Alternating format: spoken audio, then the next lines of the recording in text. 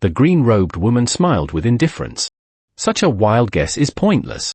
Considering the enemy's cultivation, we have a very high certainty of victory. However, we cannot be careless. A miscalculation could lead to death or capture. Ku Yao hesitantly said, then, Sage La means. The woman calmly said, regardless of whether or not this is a trap, we've come to break the formation. Let us move in accordance to our original location. It will be worth it to sacrifice a few men to gain an understanding of the true situation, as our most crucial resource is time. We've acquired information that the other powers of the Heavenly South are jointly sending reinforcements.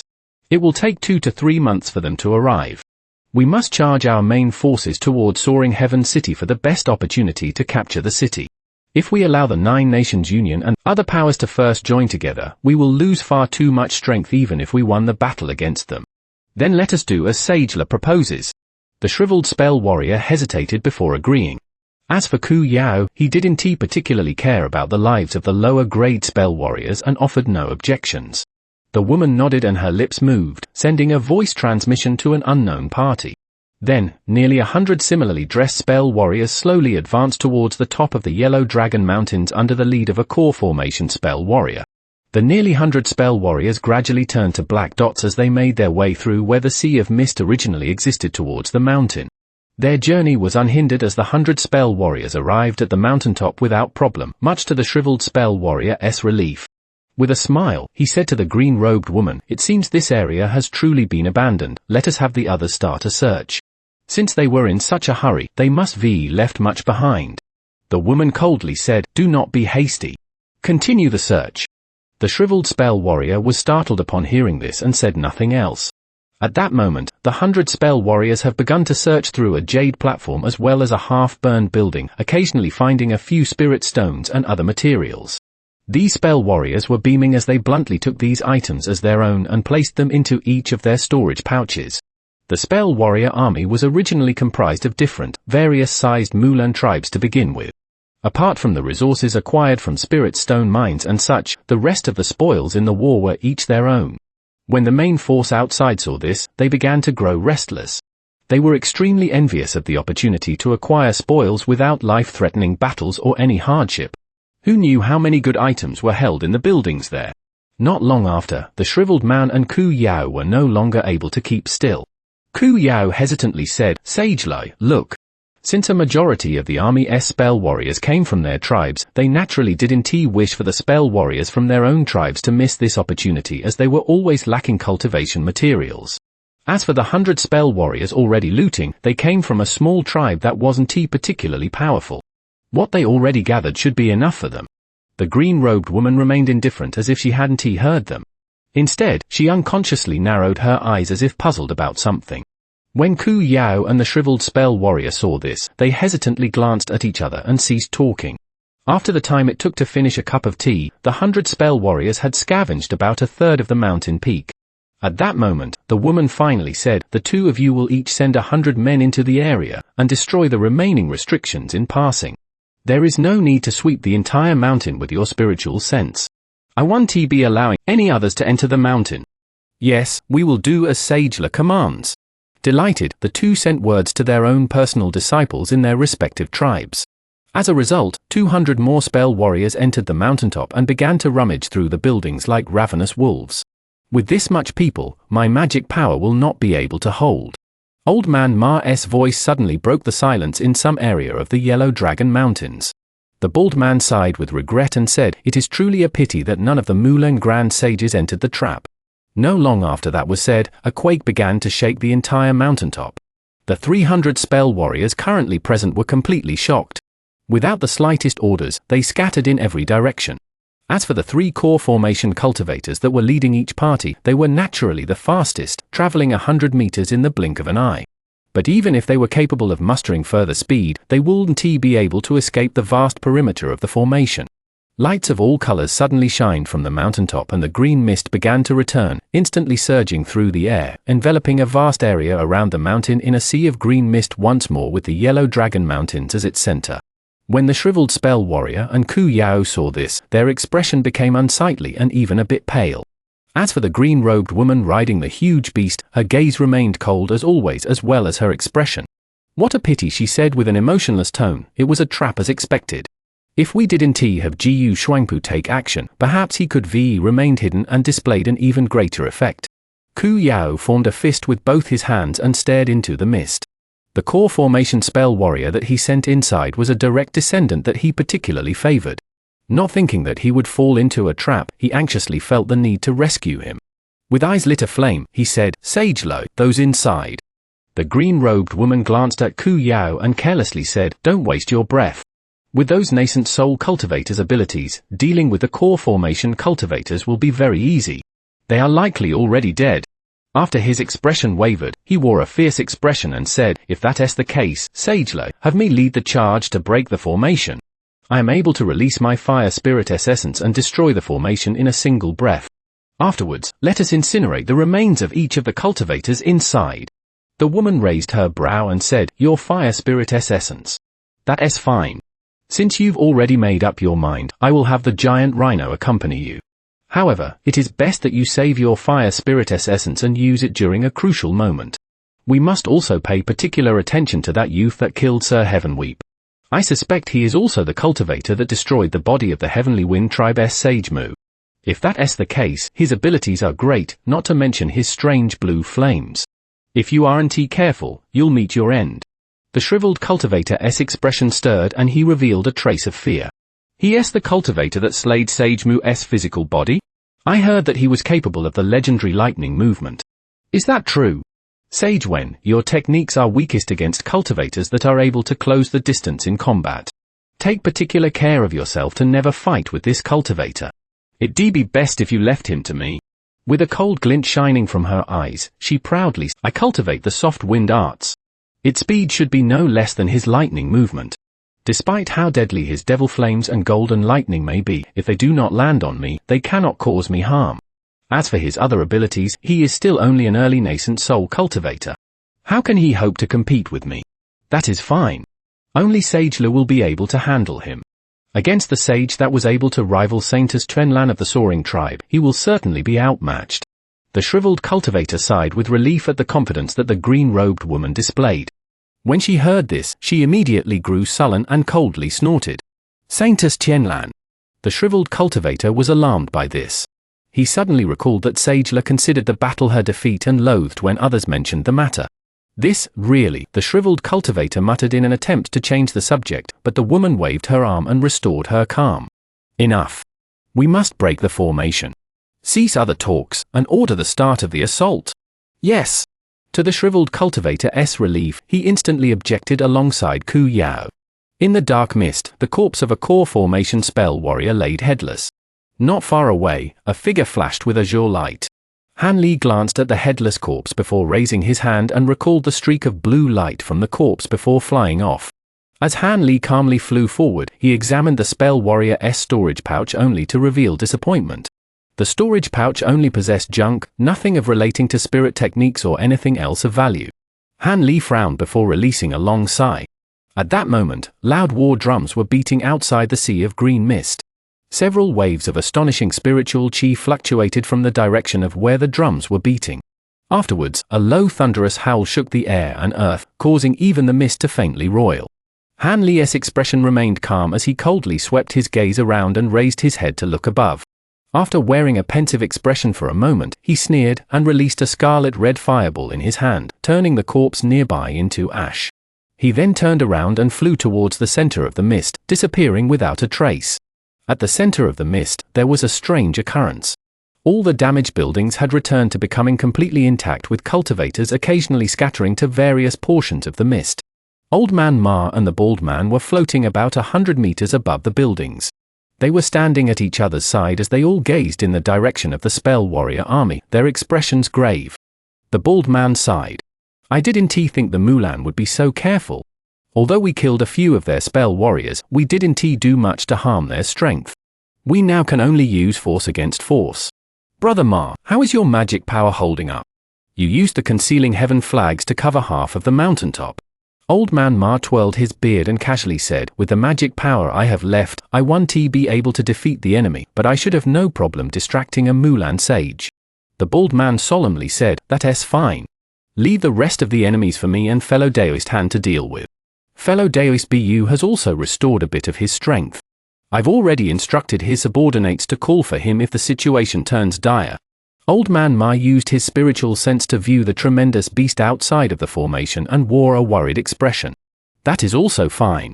However, I fear that huge beast will be troublesome to deal with.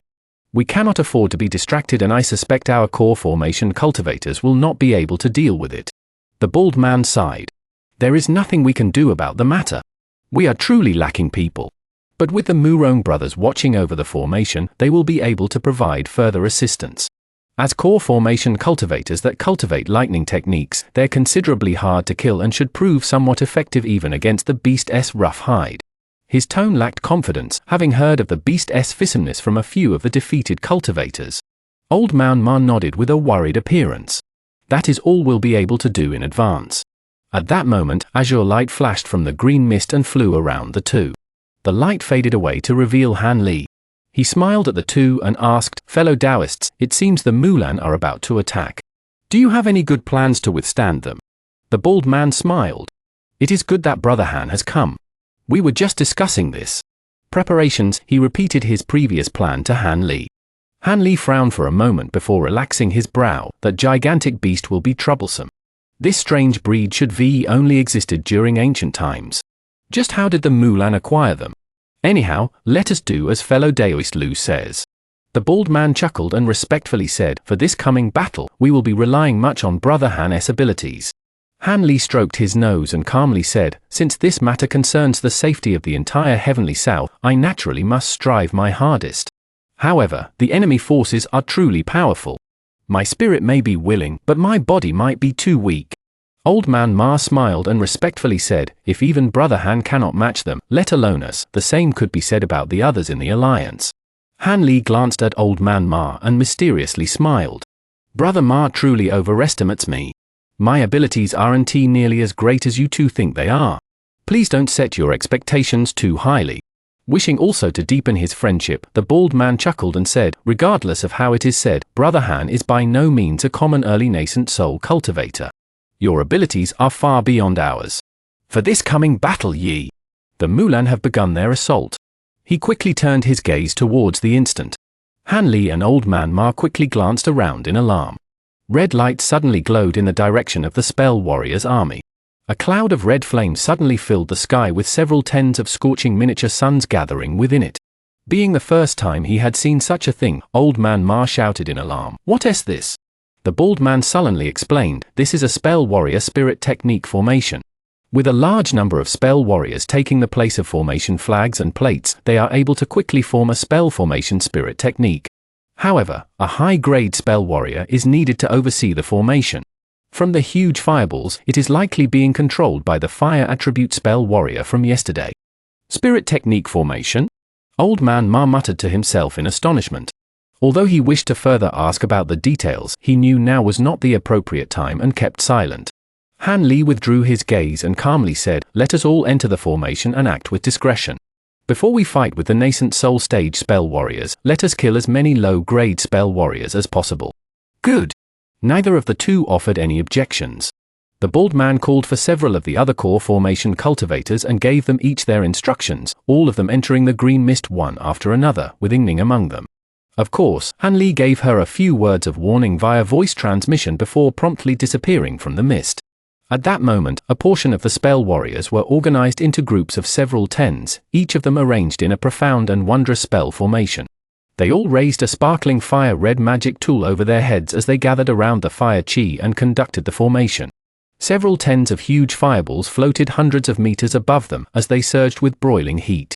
The spell warriors underneath were roasting, each of their mouths parched, their vision blurry, their bodies trembling as they bitterly supported the spirit technique formation. At the very center of the formation of tens of fireballs, Ku Yao was sitting cross-legged with disheveled hair as 6 huge red banners slowly revolved around him. He remained completely motionless while his hands formed a strange incantation gesture. As for the 3-meter-long fire python, it spiraled around his head while its body shined with brilliant red light, stirring clouds of fire around it. Not far away, the green-robed woman had dismounted from the huge beast and was coldly staring at Ku Yao's actions. As for the shriveled spell warrior, he was further behind them and was glancing at them with concern. Ku Yao suddenly opened his eyes and shouted, "Go!" The 6 banners around him simultaneously erupted into pillars of scarlet light. At that same moment, 6 fireballs that spanned over 40 meters in length appeared in the air. Suddenly, the pillars of scarlet light were completely absorbed by the 6 fireballs, and they began to tremble for a moment before spurting out flames that were 3 meters tall. Then as the war drums continued to beat, the fireballs shot towards the sea of green mist like huge meteors in a single line, as if wishing to forcefully open a passage through the mist. The combined casting of these many spell warriors had condensed fireballs of extraordinary might. As meticulously placed as the Green Mist Grand Formation may have been by the 9 Nations Union formation experts, these meteors of flame caused an earth-shattering explosion as soon as they touched the green mist. With several successive bursts of 100-meter-tall flames accompanying each explosion, the green mist was scattered by the wild flaming winds that soon followed, wiping them entirely away in an instant. Although green and yellow formation lights still shined, they were clearly outmatched and weren't able to withstand the assault in the slightest. In the blink of an eye, 6 huge areas were completely devoid of mist from within the formation. A cold glint flickered from the green-robed woman's eyes and she flipped her hand, summoning a golden circle in her hand. She then raised it in the air and it flew down to the giant rhino, which was already positioned at the edge of the sea of green mist. With a loud ring, the golden circle fell onto the blue horn of the giant rhino and tightened in an instant. The huge horn was then sheathed and began to sparkle with dazzling light. Perhaps spurred by the blinding golden light or some action by the green-robed woman, the giant rhino's eyes quickly turned blood red and it released thunderous roars. As it treaded on the blue clouds underneath it, it wildly rushed down towards the green mist. A short moment later, the beast's roars filled the air as yellow and green light brightly glowed. "Let us go in. Sage Ku Yao will continue to use fire spirit techniques and destroy the restrictions. We will bring this formation down." The green-robed woman's clear voice spread throughout the sky. The spell warriors on standby cheered upon receiving their orders and they began to enter the green mist while in groups ranging from 5 to 10. The green-robed woman indifferently said, "Let us also head in. Once Sage Ku Yao finishes casting the technique, he will follow after us." She then glowed with white light and flew down in a streak of light. The shriveled spell warrior hastily agreed before following after her in a trail of black light. A short moment later, there were only several hundred spell warriors that had yet to enter the restriction. At that moment, the remaining fireballs were being absorbed by the 6 banner of flames surrounding Ku Yao. They then fell onto the sea of mist in an arrangement of lines at the same location as the previous 6 meteors, causing several tens of pillars of flames to erupt, nearly breaking apart the entirety of the restriction. With wild roars of laughter, Ku Yao suddenly stood up and waved to the spell warriors around him. Then he wordlessly flew down towards the mist of sea in a ball of scorching flame. When the other spell warriors in the formation saw this, they flocked after him. At that moment, there were over 1,000 spell warriors in total inside the formation, not to mention the several hundred hidden spell warriors that were controlling the formation's restrictions from within. Han Li floated motionlessly inside the mist with his eyes closed. His body was already enveloped in armor composed of the black-tainted gold-devouring beetles, and he was standing on a huge azure sword.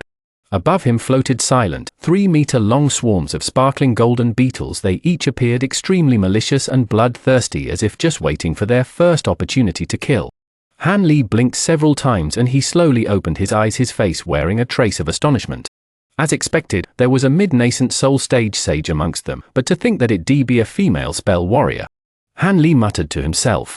After a moment more of thought, he slapped his storage pouch and summoned a set of formation tools in his hands.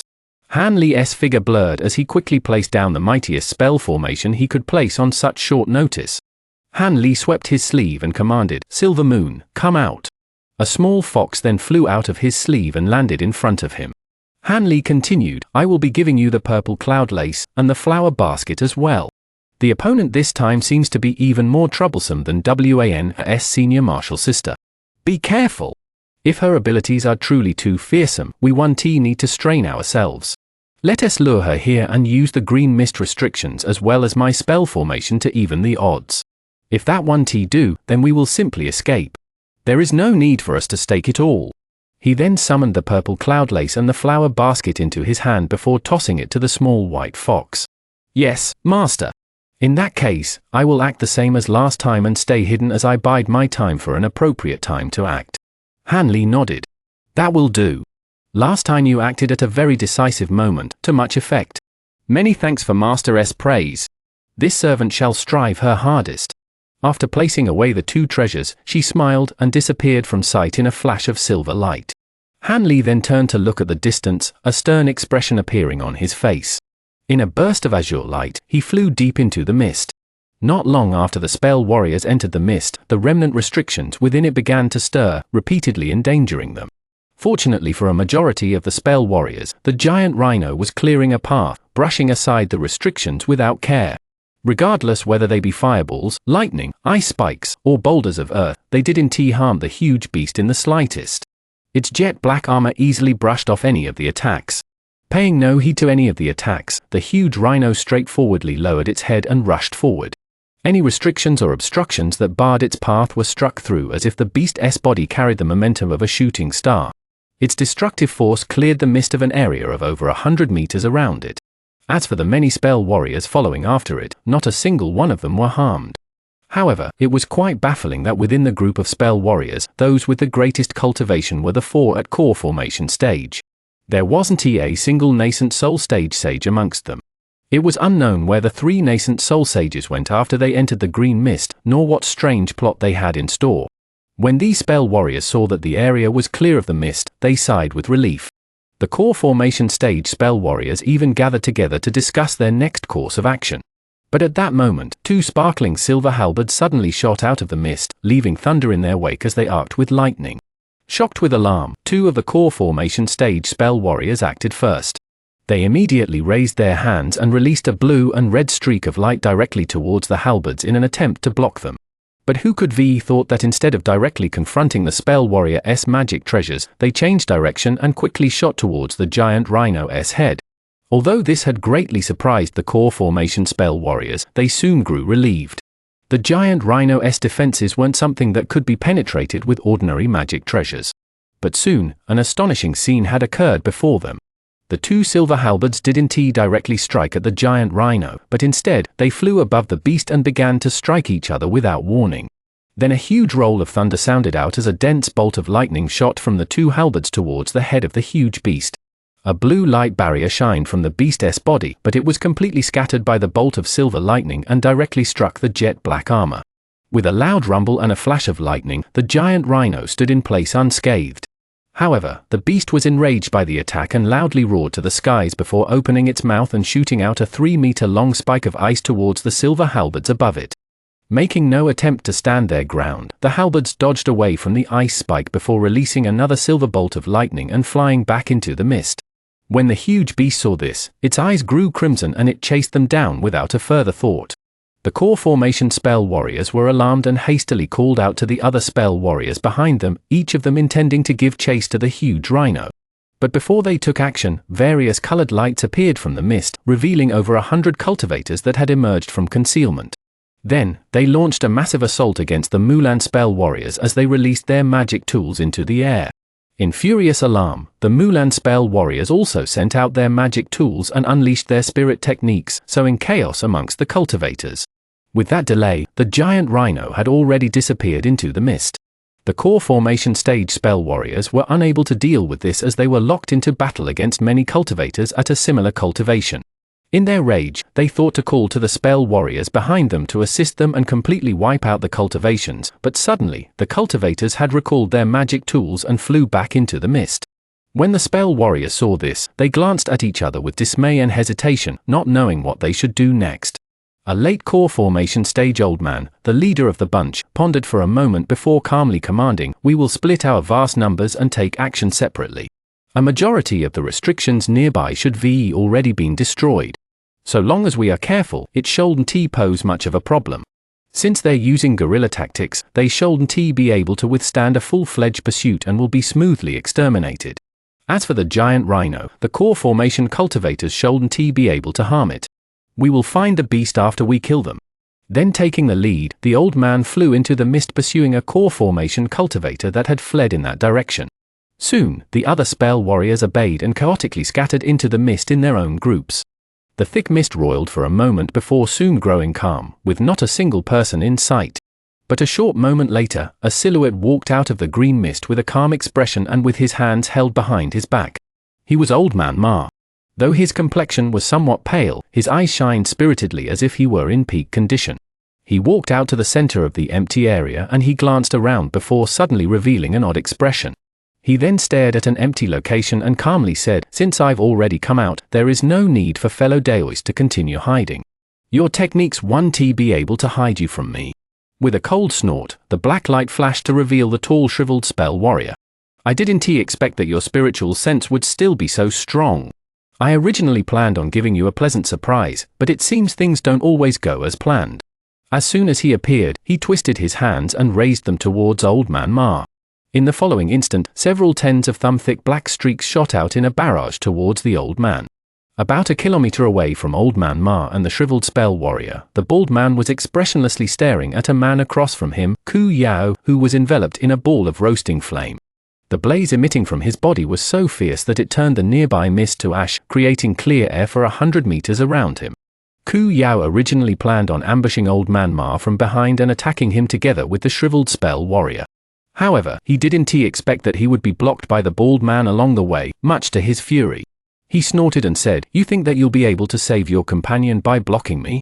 Sage when spirit techniques are ferocious beyond your imagination." The bald man remained still as he narrowed his eyes. "Rather than paying attention on others, wouldn't it be better if you were focusing on preserving your own life?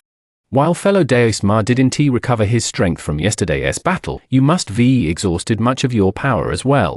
And with the addition of the great amount of strength needed to direct the spirit technique formation, you are in rather poor shape. Unless you have a heaven-defying treasure to assist you." He then opened his mouth and spat out a short white rod. It circled once around his body before suddenly emitting a blinding white light with a tremble. When Ku Yao saw this, his face revealed disdain. But just as he thought to launch his own attack, his expression vastly changed. The color of the light had suddenly changed, and the white light gradually turned golden. At that same moment, a huge golden ape began to form above the short rod. Although its stature wasn't as excessive as the giant rhino, it was 20 meters tall. Under closer inspection, the ape had 4 hairy ears and appeared extremely ugly and fiendish. As soon as it had appeared, it thumped its chest and howled to the sky before glaring at Ku Yao across from it. "Artifact spirit! Your magic treasure has an artifact spirit!" When Ku Yao saw this, he cried out in alarm. Killing intent leaking from his face, the bald man formed an incantation gesture with his hand. "He! You are the first to witness my four-eared golden ape artifact spirit. You shouldn't feel too wrong to meet your end by this." The huge ape's body became more distinct and soon, the short rod grew to 100 meters in length. Now appearing as a true demon bast, it grabbed onto the extended rod and fiercely pounced towards Ku Yao with golden light emitting from its body. The green-robed woman was neither together with the shriveled spell warrior or Ku Yao. Her objective was quite simple. Using her own abilities, she would directly approach the heart of the grand formation and shatter it. With the crux of the formation shattered, the rest would soon follow. Of course, she planned to dispose of a certain cultivator along the way. Ever since she entered the mist, she clearly sensed a faint sliver of spiritual sense coil around her. Even with her vastly powerful spiritual sense, she was unable to block it.